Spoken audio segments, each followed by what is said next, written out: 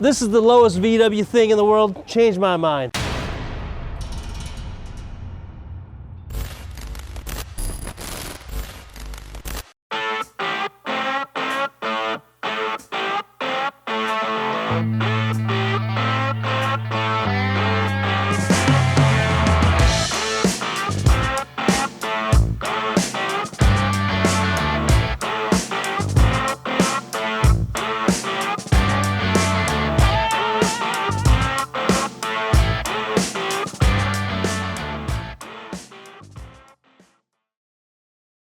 So it's been over a year and... All right, so some of you have seen this VW thing in the shop for a long time. It's been in a bunch of our videos. It had to be here a long time to get it on the ground. It is on the ground. That's right, and it took a lot of work. We're gonna bring in Lewis to talk about it. You're gonna talk about it. I'm going to probably jump behind the camera. Okay. Because I don't have nothing to talk about. But stick around to the end because the crown jewel is the best part. Oh, yes. All right, so one of the first things that's not very noticeable, but there was a ton of work in, is these fenders. These fenders were raised all the way up to the bottom of the hood edge. This is like, I don't even remember what it was, 2 1/4 inches or something like that, but you can see that piece there. We had to cut the fender here because it actually gets narrower because of the angle that goes up. We cut the whole body up, brought that piece up, and then we moved this piece here back to, so it still has that end, because that end used to be, way back up in here by the fender, and couldn't have that. But on the inside, we had to put tubs in there even just to get that tire to tuck up in there like that. But even sitting right there, the tires will touch sitting all the way on the ground. So it was just perfect right there.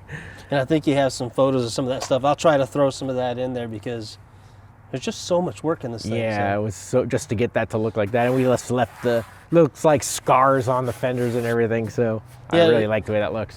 You can hardly tell that anything was done to it because of the patina of the thing it made itself, it blend. So, yeah. And tell me about the wheels. These are actually 1973 Porsche wheels. That the thing's a 73, so he said that these were 1973 wheels. I thought that was really cool that that's what's on it. The backs they're staggered set of wheels, so the backs are wider than the front, and they're 16s. So we got this thing to sit on the ground with 16s on it, which is another. And no cheating, you didn't add metal like some of the others have done. That space that's underneath there is the floor pan. The floor pan is touching the ground. And we'll show you that when we go up underneath. Yes. So let's go to the next thing, whatever that is. All right, so another one of the details in getting this thing all the way on the ground is going to be the rear tubs that we had to put in here. Now, part of that's because we have the big old 16-inch wheels, and the other part of that being that it's literally sitting on the ground. So we had to cut out this section here, make a little radius area for these wheel tubs to sit. Now, normally that'd end right about here, but the tire was hitting that, and we needed to go all the way down, so we had to raise that up. That was about another 2 inches or so that we had to put into the wheel tub there. So cut all that area out. That's all where that outer fender meets as well. So that's all raised up in that same section. Now we took some sheet metal, bended it, put it up in the shrinker to make this curve, and then put your filler panel here in the side.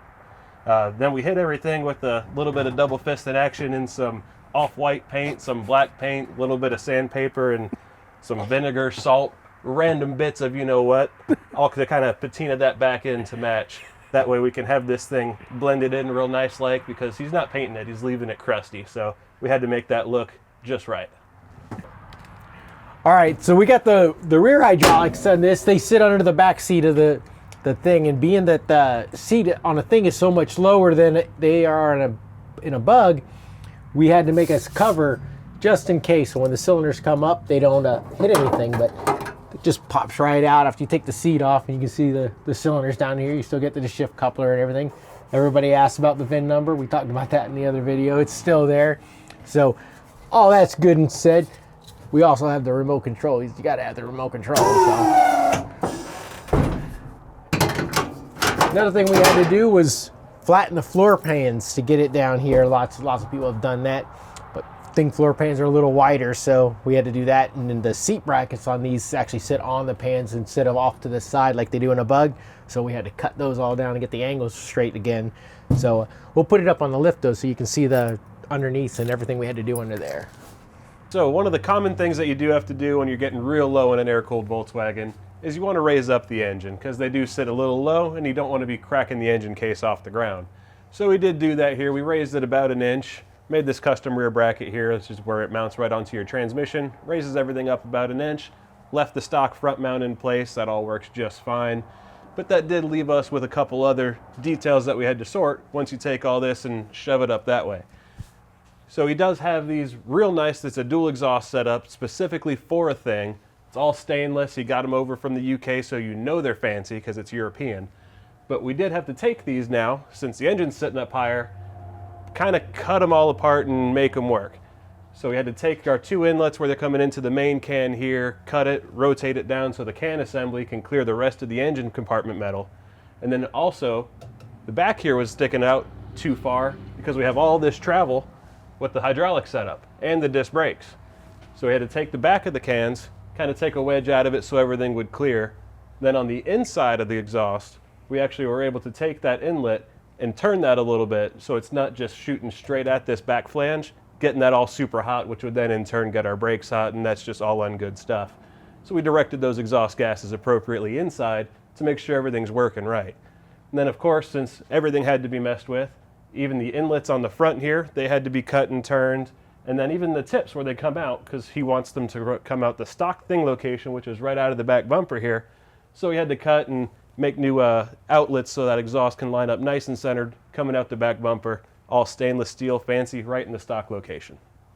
Some more of the trick components we have on this Volkswagen Thing are our IRS drop control arms. Now what we do on these is section the back half of them off, raise that up 2 3/4 inches. That's going to mount your hub surface up that same height, which is going to allow that wheel to mount up higher, which means your car is going to be lower, which is all good stuff. We want lower. Now attached on these IRS control arms, this car did come in with a set of Porsche 944 brakes on it all the way around. They did require a little bit of work in here to make the e-brake cables and all those other things still work correctly with these new modified control arms, but everything's in here. It's got 4-wheel disc brakes, stops great, looks great, sits low, works awesome. And part of the process of getting a car all the way on the ground like this one is you basically just lower it all the way, find out what hits, cut that off, and then lower it again, lather, rinse, repeat. So working our way up, all the way at the back here, the bottom of these chassis horns that come out where your transmission mounts, bottom of those was hitting. So we cut the bottom of that off, plated that back up, welded it all in, good to go. Moving forward, bottom of the torsion housing. On Volkswagen Things, they have this extra bracing that was hanging down. Again, that was hitting, so off it went, plated everything back in again, all welded up, solid, gonna have lots of clearance under there.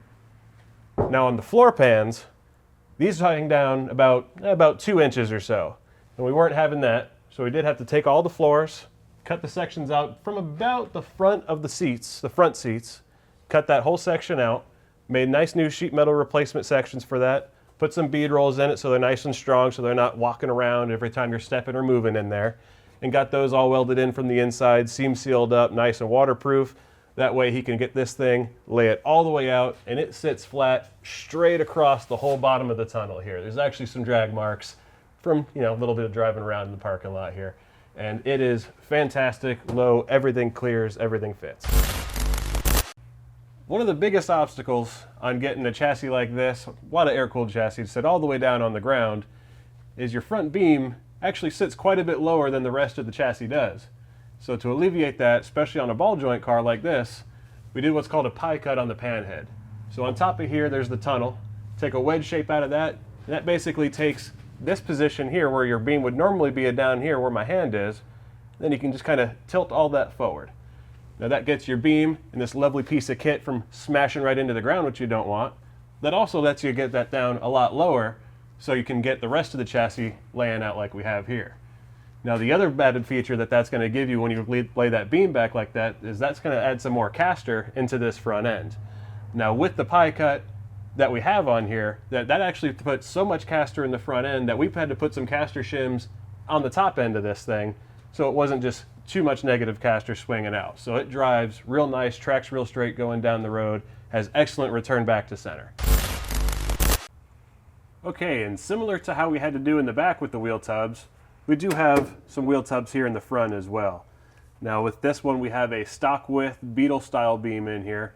which does narrow it up a little bit over the conventional Thing beam.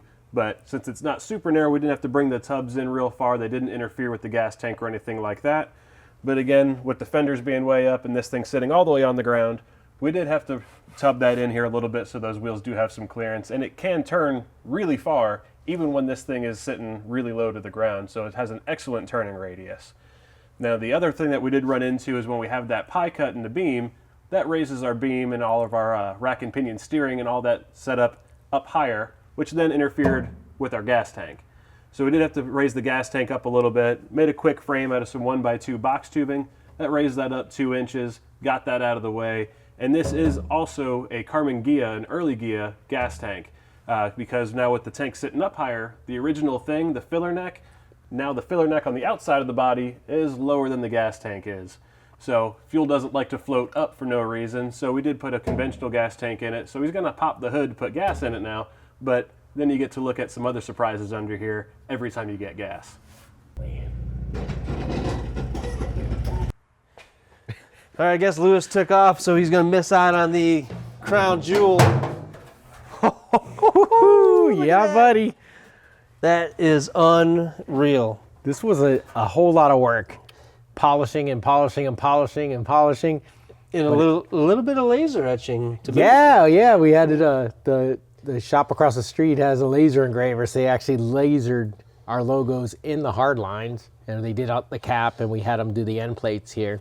These end plates, I actually had to hand sand in between all these things, all the way down to polish that with Dremel and mainly hand sand. It was like hours and hours. It was so much work. I've been watching this thing come together because I come over constantly to see how the progress is going, and it's a lot of work here. It's a piece of art. Really, yeah, it came out great. We made a stainless stand for it, and it's on this angle, so we kind of made it so there's no tube on the back, it's just on the front, but it keeps it nice and level, and it looks really cool.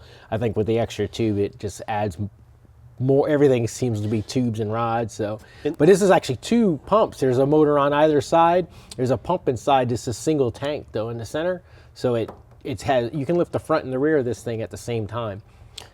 One thing I thought was interesting too is that none of these lines are exactly the same. There's not a mirror image. No, so you got to make not just a duplicate. You got to figure it out again. They're twisted around like the one. This is return and that's pressure, and on that side it's the opposite where that's pressure and that's return. So we had to make it look symmetrical, even though it's not symmetrical. It's kind of weird. It's badass. It looks so good, especially in this car. I know. My favorite car so far that's come out of here. So I absolutely love it. If you've made it this far, I think we did give away a hoodie on this car in the beginning stages. Right. When we did in another video, which I'll link to a video right here. Let's give away another hoodie. Sounds good. Someone in the comments, I don't care what you comment anything, and I'll pick one of you, and as long as I can ship it to you, you can have it. One of these hoodies, by the way. That's a nice hoodie. Yeah.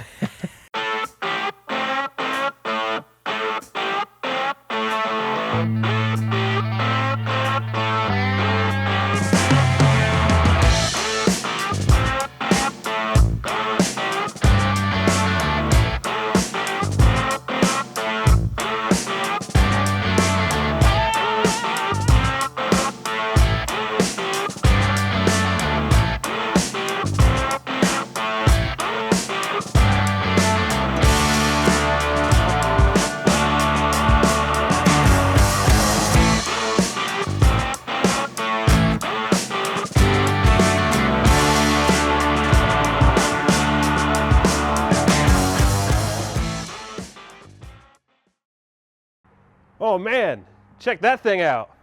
That is sick. So dope. On the ground.